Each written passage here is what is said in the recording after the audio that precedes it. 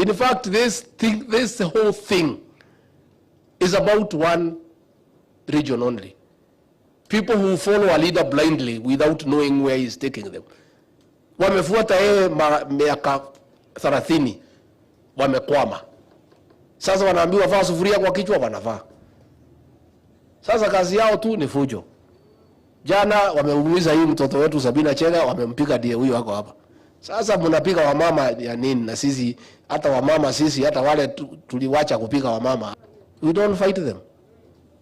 When you fight women physically, what kind of a man are you?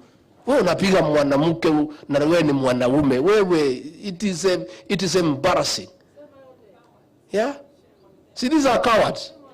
You don't fight women. How do you go to fight women physically to sort out whatever issues are there? Simupigana na Sabina kisiasa. Yeye ni party leader, yule mwingine anasema ni party leader. Si wangangana tujue ni nani party leader. Sasa ukitumana apigwe, does that make you a party leader? Sasa unajua hii watu ya Azimio wamekwama. They are desperate, they are living in denial. Walikuwa na system, walikuwa na deep state, tukawashinda. They are still not believing. How does you attacking Sabina physically help you? And we want to ask leaders to be dignified. Parliament is a place for talking. Sasa kama ni vita, si muende kule North Rift pahali iko shida, mtusaidie.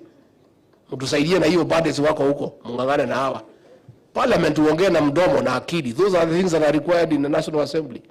A brain and a mouth. Just talk and say whatever you want to say. So Sabina pole. Nitapanga kutafutwa mbuzi hapa utengenezewe supu alafu so that but is the cost of leadership. Hata wewe ulijaribu kutoa huyo kuwa party leader na kuliplizi yeye.